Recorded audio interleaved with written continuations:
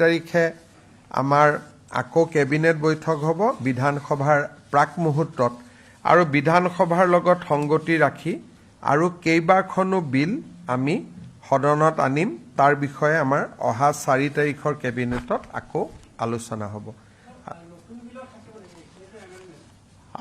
নতুন বিল এতিয়ালৈকে আমি এখন নতুন বিল আহিব যিখন আমাৰ চেপ্টাৰ 12 আমি ইনক্লুড কৰিছিলোঁ সত্তৰ কাষৰ বা 200 বছৰ পুৰণা যিবিলাক আমাৰ অনুষ্ঠান আছে তাৰ 5 কিলোমিটাৰ ভিতৰত যেটো মাটি কিনা বা বিক্ৰী কৰা আমি বাৰণ কৰিছিলোঁ তাৰ ক্ষেত্ৰত ভাৰত চৰকাৰে কিছুমান আমাক পৰামৰ্শ দিছে সেই পৰামৰ্শখিনি ইনকৰ্পোৰেট কৰি আমাৰ ল্যান্ড ৰেভিনিউ ৰেগুলেশনত নতুন পুৰণা বিলখনকে পৰামৰ্শসমূহ সংযোজন কৰি সদনত আকৌ নতুনকৈ উপস্থাপন হ'ব যিখন বিলত এটো লিখা আছিল যে 200 বছৰৰ মঠ মন্দিৰ সত্ৰৰ কাষত তিনিটা প্ৰজন্মৰ মানুহ পুৰণা মানুহ নহলে মাটি কিনা বেচা কৰিব নোৱাৰিব সেই বিলখনত ভাৰত চৰকাৰে কেইটামান আমাক সংশোধনী কৰিব দিছে সেই সংশোধনী কেইটা আমি বিধানসভাত আনিম যাতে আমি ৰাষ্ট্ৰপতিৰ অনুমোদন ল'ব পাৰো তাৰ বাদে এইবাৰ এই মুহূৰ্তলৈকে নতুন বিলৰ কথা অহা নাই কিন্তু 4 তাৰিখে কেবিনেটত যদি কিবা আহে আমি জনাব পাৰিম আৰু যদি কিবা আপোনালোকে আছে খুদিব পাৰে জাপানৰ প্ৰধানমন্ত্ৰী বিষয়টো খুব সত্যতা এইটোৱে যে যোৱাকালি নিশা আমাৰ দেশৰ বৈদেশিক সচিব বিক্ৰম মিস্ত্ৰী ডাঙৰীয়াই আমাৰ মুখ্য সচিবক জনায় যে বিশেষ কাৰণত এইবাৰ অসমলৈ জাপানৰ প্ৰধানমন্ত্ৰী নাহিব তাৰ পৰিৱৰ্তে জাপানৰ প্ৰধানমন্ত্ৰীৰ যেটো ভ্ৰমণ সেইটো নতুন দিল্লীতে আবদ্ধ থাকিব আৰু তেওঁলোকে আমাক কৈছে যে পৰৱৰ্তী পৰ্যায়ত জাপানৰ ব্যৱসায়ীসকলক অসমলৈ লৈ অহাৰ বাবে তেওঁলোকে পৃথকে এটা দিন ঠিক কৰিব কিন্তু প্ৰধানমন্ত্ৰীৰ ভ্ৰমণটো এইবাৰ অসমত নহব কাৰণটো তেওঁ আমাক জনোৱা নাই গতিকে কাৰণখিনি আমি নিজে উলিয়াই ল'ব লাগিব যিহেতু তেওঁলোকক কাৰণ সোধাটো প্ৰটোকলত নপৰে যে যিহেতু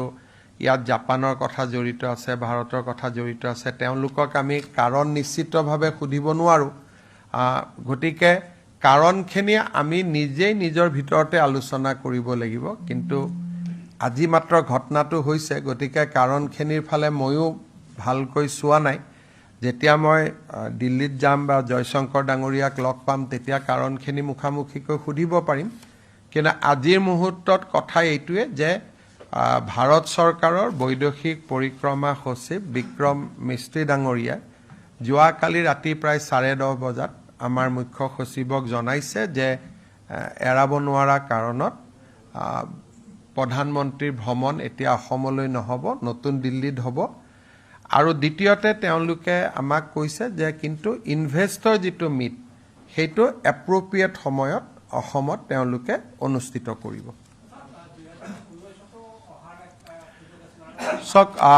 এইটো আমাৰ বাবে নিশ্চিতভাৱে দুৰ্ভাগ্যৰ কথা যে 2019তো আমি প্ৰস্তুতি চলাই আমাৰ হাতৰ পৰা আমি আনিব নোৱাৰিলো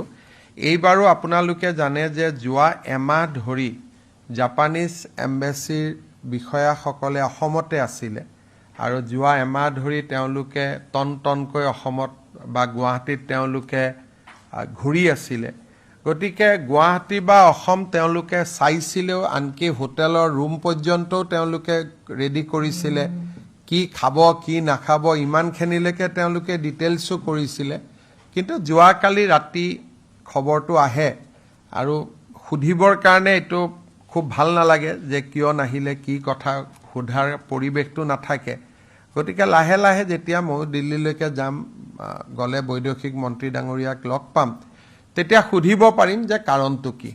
বাকি কাৰণখিনি আমি নিজেও এসেসমেন্ট কৰিব পাৰো বা আমি কাৰণখিনি নিজৰ ভিতৰতো আমি কথা পাতিব পাৰো যে এটা নিশ্চিত ভ্ৰমণসূচী এটা কিয় বাতিল হল আমাৰ ৰাষ্ট্ৰীয় বাতৰি কাকততো কিবা কিবি ওলাই আছে, অসমতো কিবা কিবি ওলাই আছে, কিন্তু যিহেতু মই নিজে শুনা নাই বা মোক যিহেতু নিজেদি কোনেও কোৱা নাই, গতিকে মই তাক কাৰণ যি কথা পাতিছে চিফ ছেক্ৰেটাৰীৰ লগত পাতিছে, মোৰ লগত নিজেও পাতা নাই, গতিকে মই ভবা নাই আৰু আজি মই ইচ্ছা কৰিয়ে জয়শংকৰ ডাঙৰীয়াক ফোন কৰা নাই। 2-3 দিন পিছত ফোনটো কৰি ল'ম। কিন্তু স্বাভাৱিকভাৱে চবৰেতো এটা মনত অলপ হ'লেওতো দুখ পাবই যে ইমান এটা ডাঙৰ ভিজিট অসমত হোৱা কথা আছিল আৰু যিটো 50 মেম্বাৰ বিজনেছ ডেলিগেশ্যন সেইটো মাৰুতি সুজুকিয়ে লিড কৰা কথা আছিলে। গতিকে এইটো যে বহুত ডাঙৰ ভিজিট এটা আছিলে, কেনচেল হ'ল। কিন্তু মই ভাবোঁ ভাৰত চৰকাৰে নিশ্চিতভাৱে ইয়াতকৈও ডাঙৰ কিবা এটা অসমত কৰিব।